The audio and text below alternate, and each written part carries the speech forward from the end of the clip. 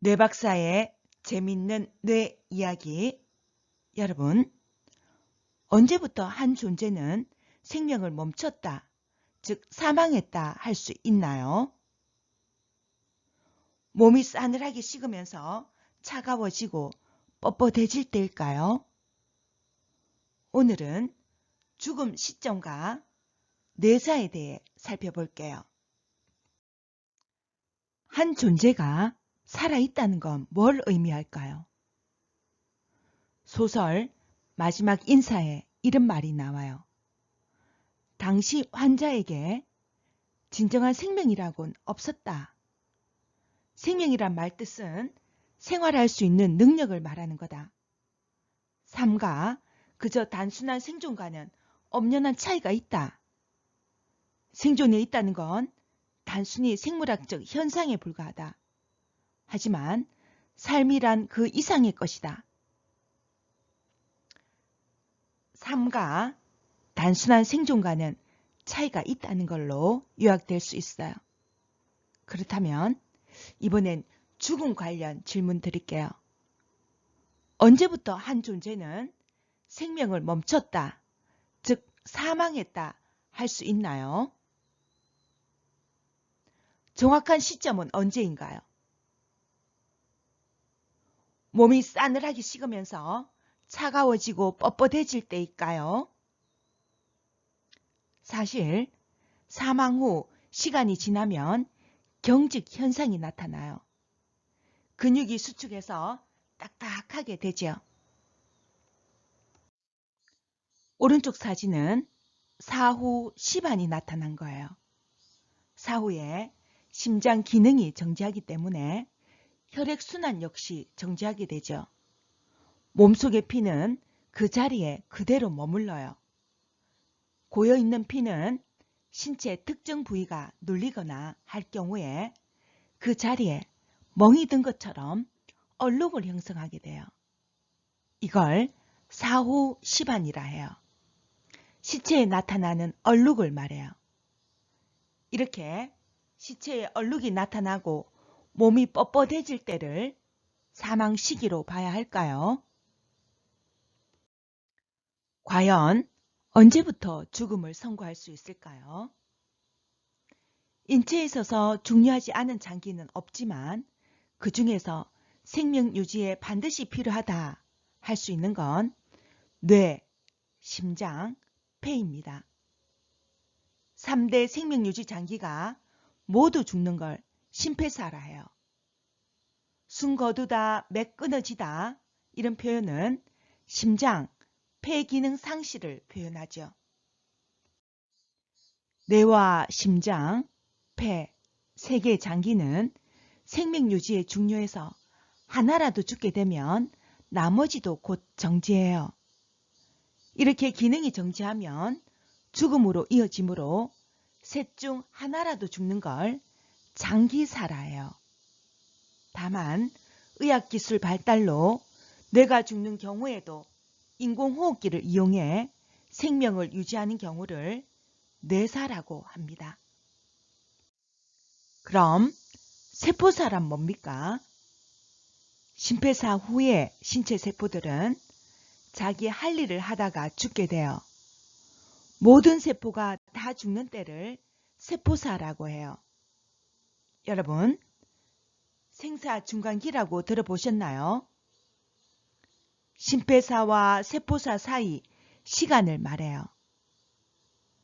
개체 사망과 세포사 사이 시간의 차이가 있어서 사후 시반색이 암적색으로 변해요. 생사 중간기에 살아남은 세포들이 정맥 속 산소를 다 써버리기 때문이죠. 생사 중간기에 세포들이 하는 자기 할 일과 그에 따라 일어나는 신체 변화를 초생 반응이라 해요. 생활 반응과 구별해야 해요. 초생 반응에는 백혈구 식균 작용이 있어요. 사망 후에도 백혈구 식균 작용이 68시간까지 일어난다는 보고가 있어요. 정자의 운동은 사망 후 30에서 70시간까지 지속된다고 해요. 사망 후 수시간 장의 연동 운동도 지속돼요. 이런 결과입니다.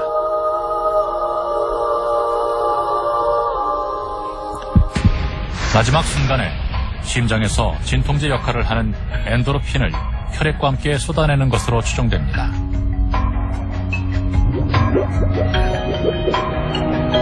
산소 결핍으로 조직들이 그 기능을 멈춥니다.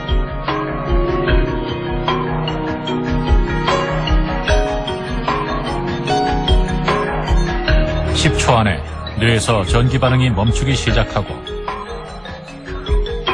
4분 후에는 그 속도가 엄청나게 빨라집니다.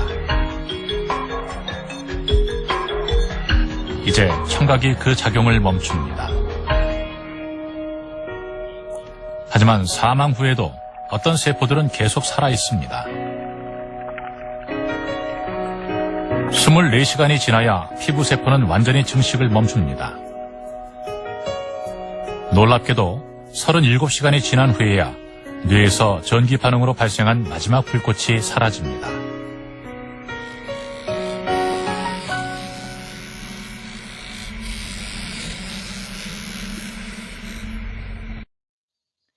여러분, 사망 후에도 수영과 손톱이 자랄까요? 사망 전에 면도를 해서 깨끗한 상태의 얼굴이었는데 입관 전에 수염이 약간 자란 것처럼 보여요. 수염과 손톱이 자란다는 건 세포 분열이 필수적인데 개체의 사망 후에는 세포 기능이 어느 정도 유지되어 있긴 하지만 세포 생명력은 다하고 말아요. 따라서 사망 후에는 수염과 손톱의 성장은 결코 있을 수 없어요. 그럼 왜 그렇게 보이는 걸까요? 사망 후 수염과 손톱 주위의 피부가 건조하면서 오그라들기 때문이에요. 수염과 손톱은 주변 피부에 비해 두드러지게 보일 수 있어요. 게다가 사후의 시체 경직 현상으로 피부 잇모근이 뻣뻣해지는데요. 이것이 수염을 두드러지게 보이도록 해요. 다시 사망 시점으로 돌아갈게요. 이번에는 생명을 보는 관점으로 이 문제를 풀어봅시다. 생명에 대한 관점은 생기론과 기계론으로 나뉘어요. 생기론은 인간에겐 몸 외에 영혼 같은 생명 원리가 있다는 거예요. 기계론은 모든 걸 물질 변화로만 봐요. 중세까지는 생기론이 지배했고 근대 후에는 기계론이 대두되기 시작했죠. 하비가 그 선구자 중 한 사람이에요. 이분은 혈액순환 법칙을 발견했는데요. 이로 인해 생명이 심장을 중심으로 한 피 흐름과 관계 있음을 알았어요. 18세기 심장 활동이 규명된 후에는 심장사가 등장했어요.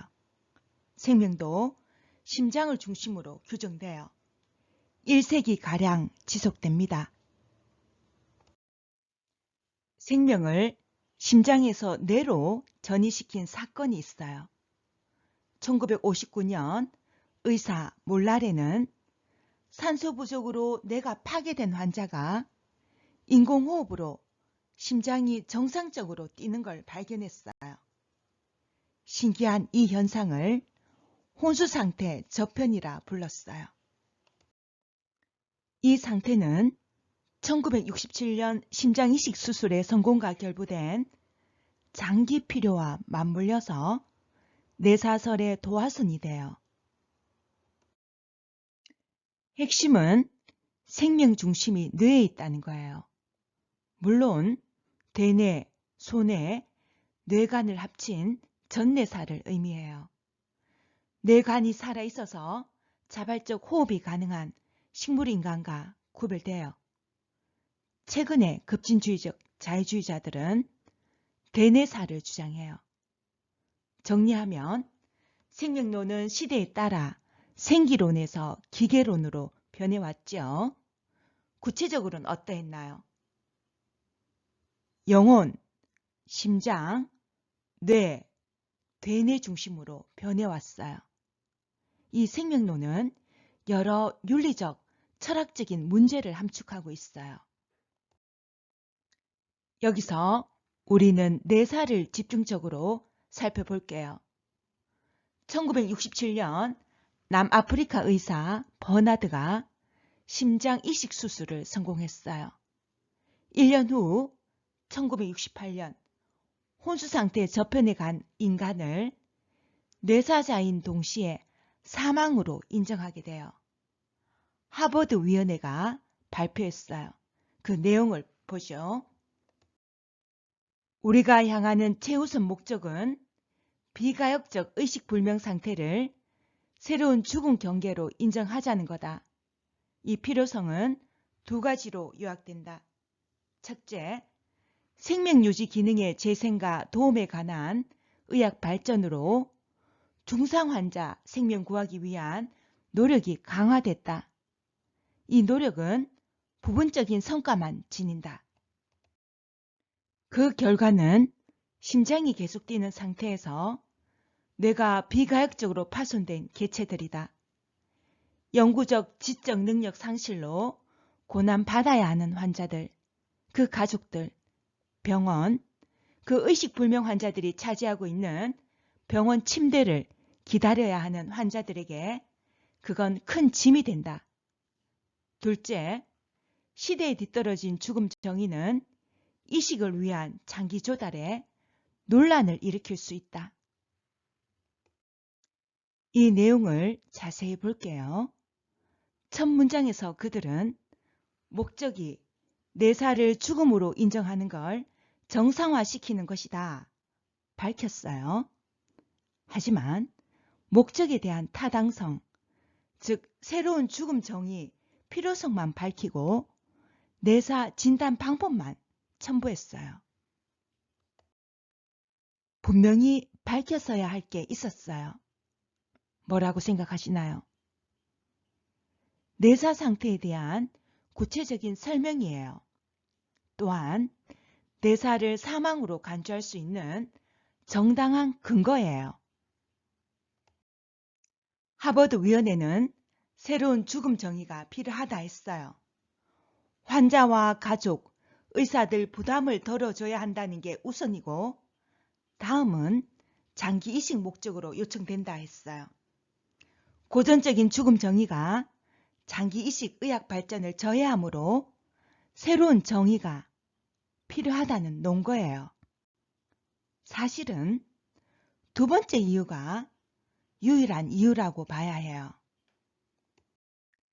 뇌사자 장기가 심장사로 죽은 자의 장기와 다르지 않다면, 그렇게 신선하지 않다면 하버드 위원회가 처음 이유만으로 죽음 정의를 바꾸려 했을까요? 뇌사를 죽음으로 받아들이고자 한 이유는 장기 이식 때문이에요. 그 이유가 현실성을 지니게 된 건 뇌사 상태를 유지할 수 있는 그리고 장기 이식 기술이 있기 때문이에요. 이식 수술 없었을 때는 뇌사는 관심 밖이었어요.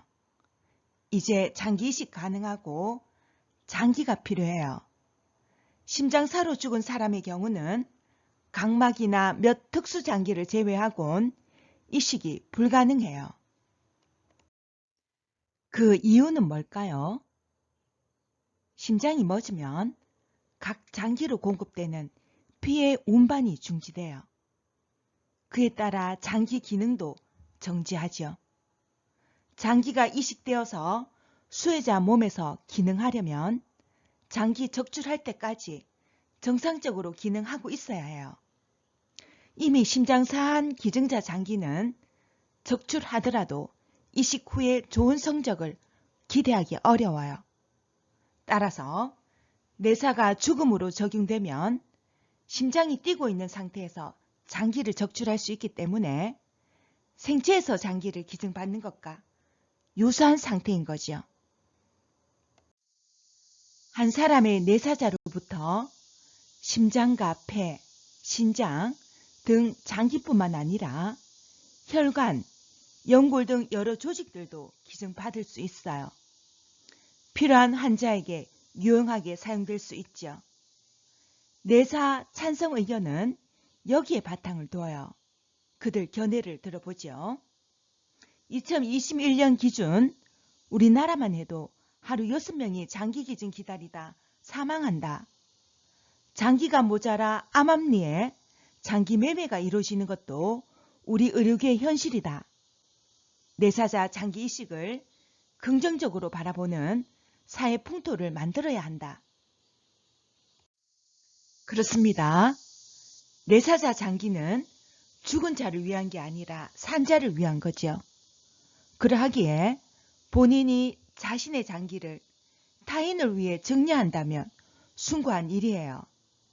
하지만 그런 사람이라도 내사가 뭔지 분명히 알고 난 후에 자기 행위에 대한 결정을 내려야 해요.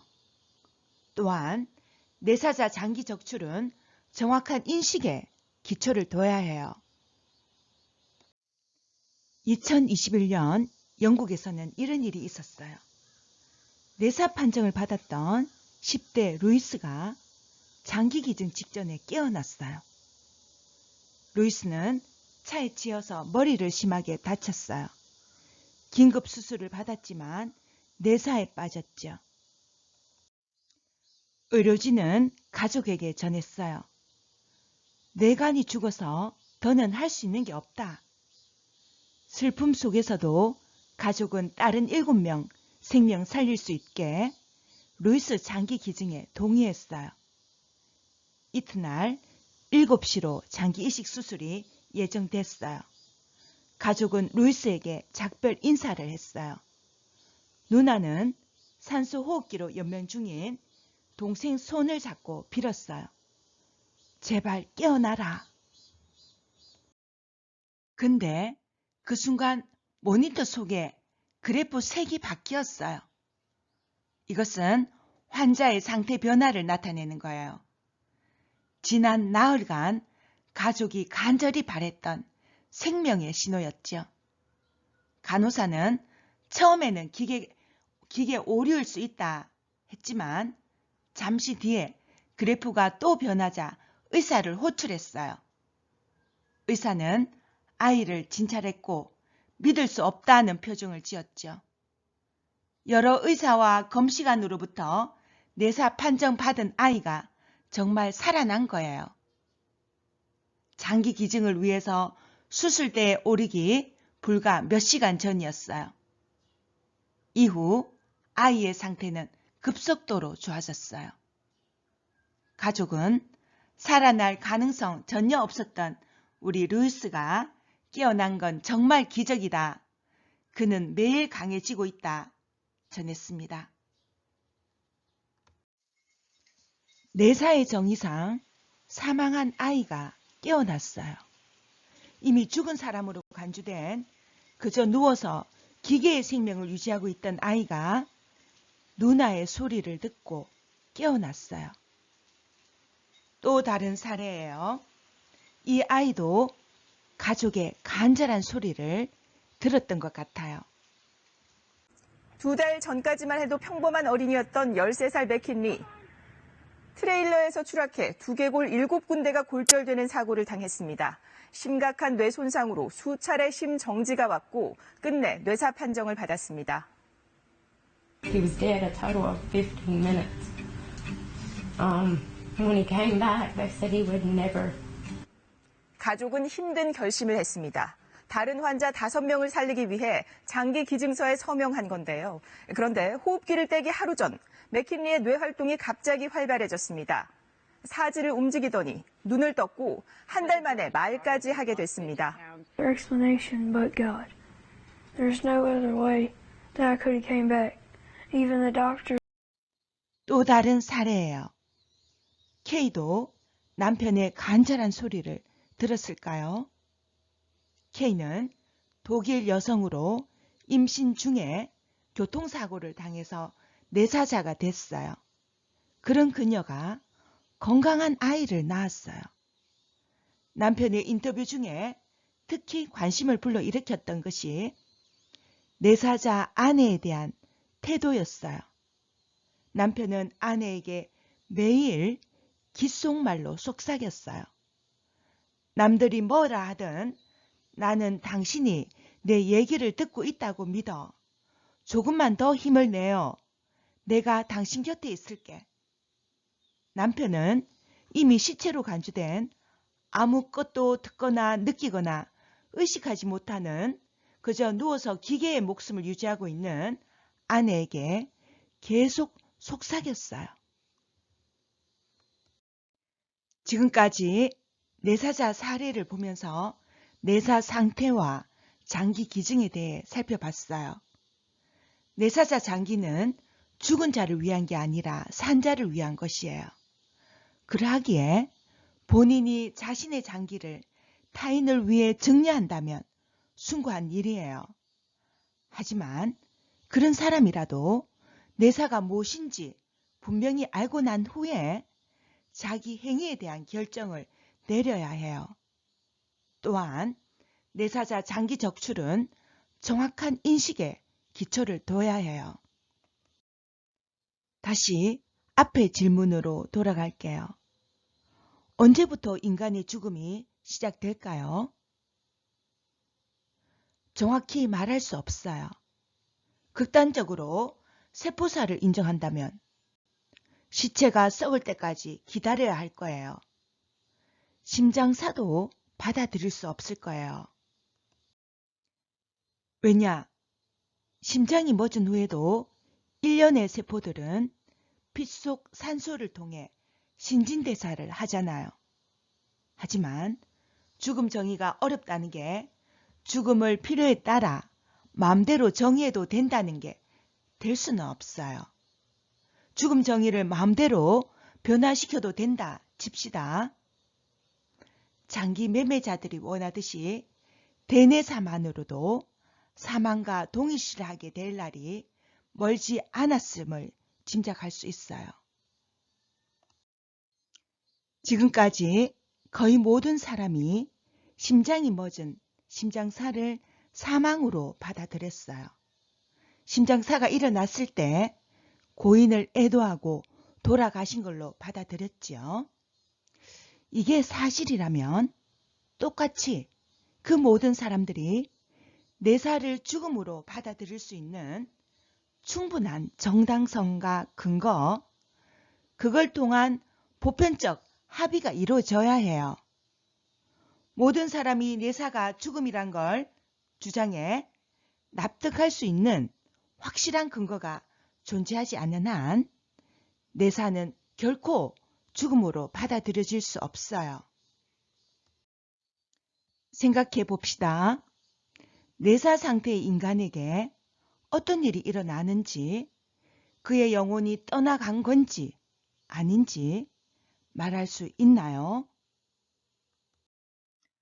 또한 뇌가 죽은 내사 상태와 내가 태어날 때부터 없는 문해아, 어떻게 다른가요?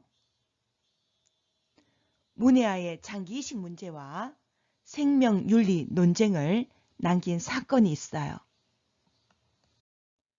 문해아 데레사 사건이에요.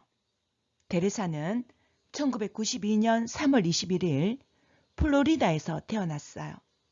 머리 위쪽 반이 없었고 두개골도 대뇌도 없었어요. 비극적인 통보를 듣게 됩니다. 며칠 안가 숨지게 될 것입니다. 부모는 슬픔을 달래면서 법원에 가서 애원을 해요. 제 딸을 내사로 인정해 주세요.